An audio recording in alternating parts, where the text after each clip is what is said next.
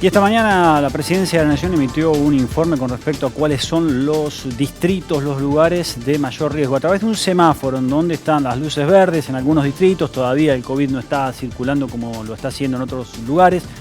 Hay luces amarillas y hay luces rojas. El conurbano bonaerense, por supuesto, es luz roja. Bahía Blanca ha sido incorporada ya a esta etapa del avance de la pandemia. Estamos en un riesgo epidemiológico alto. Esto preocupa de mucho, a todos nos tiene que preocupar, a las autoridades políticas, a las autoridades sanitarias y a todos los referentes de los hospitales que, como decíamos hace un ratito, están en crisis porque tienen que reestructurarse y posiblemente tengan que restringir algunas intervenciones que estaban previstas porque hay que destinar más espacio a los pacientes COVID. Con la información en el móvil está Matías Aguirre. Mati, contanos qué novedades tienen los médicos bahienses con respecto a esta disposición y cómo puede avanzar. Bueno, hubo muchas reuniones, te puedo decir, Agustín, internas en los distintos hospitales privados, por lo que pudimos averiguar, teniendo en cuenta esto que mencionabas vos, estos anuncios que hizo el gobierno, para que se entienda, darle mucha más prioridad a la gente con COVID que a aquellos que lleguen al hospital con otro tipo de afecciones, con otro tipo de problemas de salud. Es complejo, nos dicen, es muy difícil. Entendemos la situación, es lo que nos decían, que obviamente hay un pico de contagios enorme en todo el país y en Bahía Blanca no es la excepción, pero es muy difícil que llegue una persona y decirle, bueno, no, tu afección de salud o tu problema de salud tiene que esperar, porque tenemos que destinar la mayor parte del sector del hospital a situaciones o personas enfermas de COVID. Pasa con cirugías, pasa con tratamientos, obviamente que lo que son urgencias cuando la afección de salud, por más que no sea COVID, llega a un nivel grave que peligra la vida de la persona, por supuesto que se la atiende y se le trata de dar la mejor atención. Pero bueno, es una decisión bastante difícil y en la cual están trabajando todos los hospitales para tratar de buscar una organización lo mejor posible para poder responder a todos de la mejor manera. Sí, hay que tener en cuenta que está la cuestión del COVID, que por supuesto hay que tratar de atender a todos los pacientes, pero hay otras afecciones y también está la cuestión económica de las clínicas y hospitales, ¿no? Que además, más allá del COVID necesitan facturar para poder pagar sus gastos, para poder pagar a los médicos, etcétera.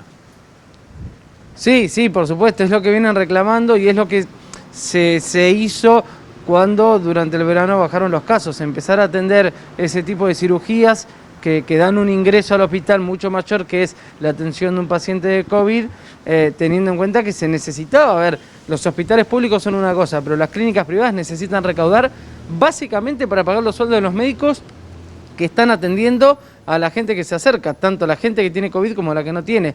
Y después de un año de casi no tener cirugías de ese tipo, era necesario, y bueno, y ahora han chocado estas dos situaciones, la situación sanitaria de la ciudad por un lado y la situación económica de las clínicas privadas.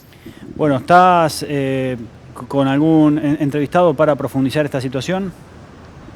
Sí, exactamente, porque como verán, estamos en la puerta de la Asociación Médica. Agustín, vamos a hablar con el doctor Carlos Deger sobre justamente esta situación. Carlos, gracias por los minutos. Y primero te voy a preguntar, acabas de llegar de una reunión que normalmente tienen con todo lo que es el personal de salud y las autoridades de la ciudad. ¿Se puede decir algo de esta reunión? ¿Hubo algo en concreto? Bueno, no, en la reunión hubo algunos funcionarios de la provincia de Buenos Aires. Básicamente lo que se explicitó es los cuellos de botella con los cuales nos encontramos.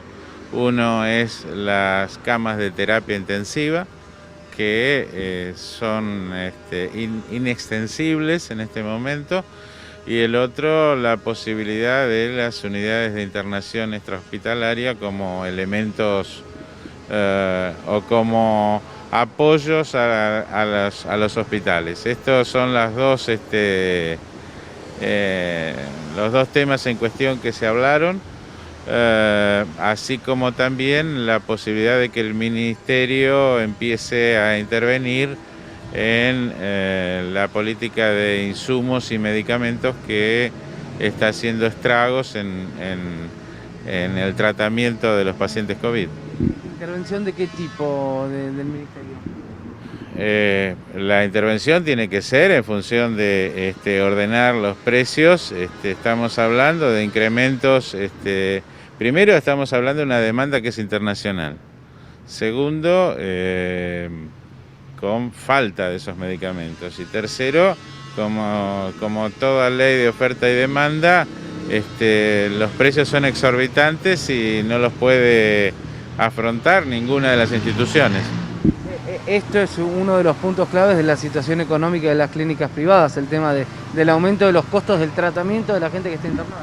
Sí, ese es uno de los puntos claves.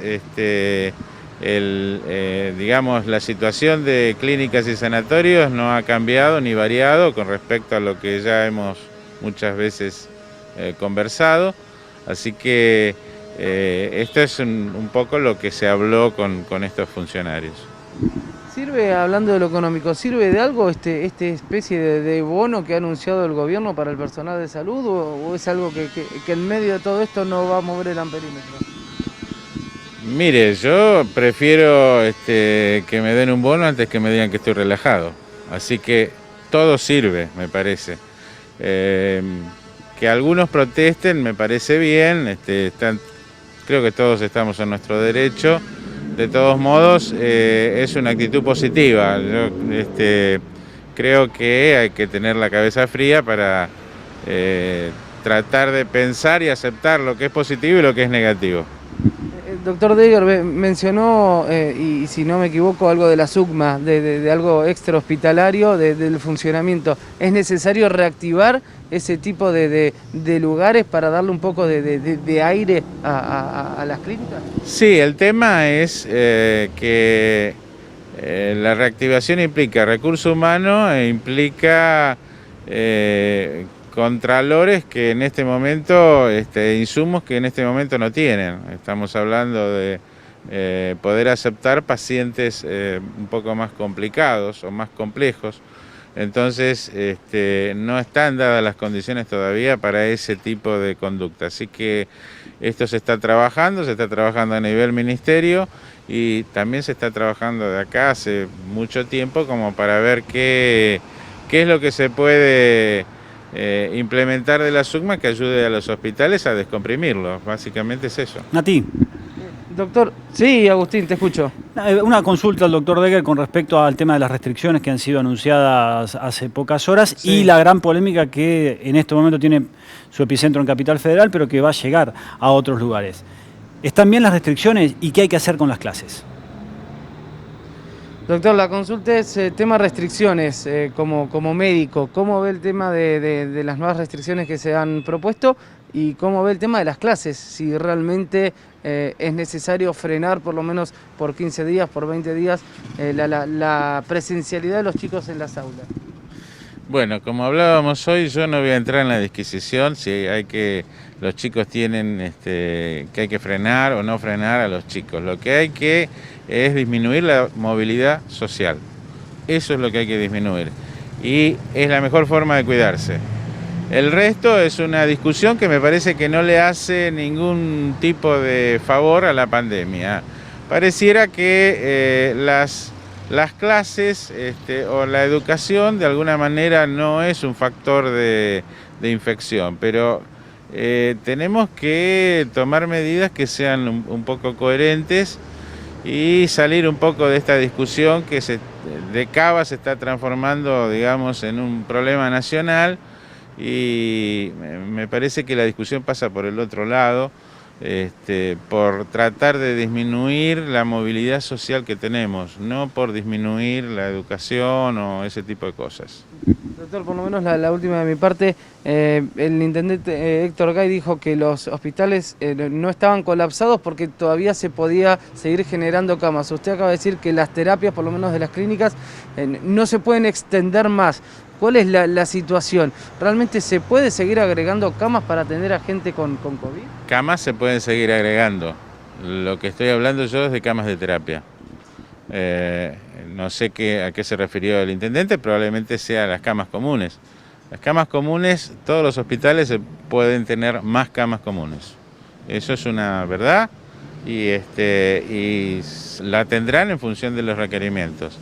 El tema es que las terapias en sí no es una cama que se ocupe programadamente. La terapia se ocupa por la urgencia, siempre fue así. Entonces, bueno, hay muchísimas urgencias que no son COVID y que también van a ocupar las terapias como sucede ahora en este momento. Así que ese es el tema. Lo que plantea el Ministerio da una pauta que si todas las camas de terapia superan el 70%, COVID y no COVID, ahí habría que disminuir algún tipo de cirugía programada o alguna cosa por el estilo. Nada más, esa es toda la historia. Y la otra cosa que pide, que es la información, la hacen todos los hospitales, por lo menos de lo que yo tengo conocido acá, o sea que acá no habría ningún cambio con respecto a eso, no hay ningún tipo de avance en ese aspecto. Es lo que se está haciendo. Así que me parece que lo que hay que focalizar es el tema de camas de terapia intensiva. Es probable que tengan más posibilidades los hospitales públicos de aumentar las camas de terapia intensiva que los hospitales privados, que son chicos. Siempre fueron chicos. Mati, una más, ¿puede ser? No, gracias a ustedes. Sí, le pedimos al doctor que espere. Agustín, decime. Sí, una más que tiene que ver con la especialidad del doctor de la pediatría. Para consultarle, en este tiempo, más allá del tema de la escuela, de las actividades deportivas, empiezan a llegar los primeros fríos y los chicos empiezan con síntomas que son habituales en ellos, con moco, con tos, con estos resfríos cotidianos. ¿Cómo diferenciamos esas enfermedades cotidianas del COVID? ¿Hay alguna técnica? ¿Qué es lo que hay que hacer como padres en esa situación? La pregunta que viene es un consejo para padres y madres, doctor, y usted que está familiarizado con la pediatría. Los chicos en esta época y más haciendo actividades, la escuela, deportivas y demás, empiezan con síntomas de resfríos comunes que son también muy similares al coronavirus. ¿Cómo hace el papá, la mamá para diferenciarlo o cómo actuar entre esa tos, ese moco o ese dolor de garganta que normalmente lo vemos siempre en los chicos en esta época? Bueno, los síntomas son los mismos. El tema es tener paciencia para esperar 24, 48 horas la evolución. El planteamiento es no desesperarse y ver cuál es la evolución. Y la consulta, por supuesto, al médico o al pediatra de cabecera. No, al principio ninguno nos vamos a dar cuenta de si es o no. Así que hay que tratar de disminuir el tipo de reuniones de los adultos, fundamentalmente, y si uno tiene claro todas esas circunstancias, hay que tratar de esperar 24, 48 horas, manejarlo con paracetamol y eventualmente, si los síntomas persisten, hacer la consulta pertinente por telefónica. En esas 24 o 48 horas, ¿lo lógico sería que ese chico deje de hacer las actividades que hacen normalmente? Sí.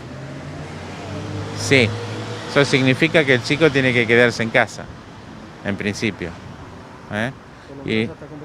Por lo menos hasta ver qué es lo que pasa.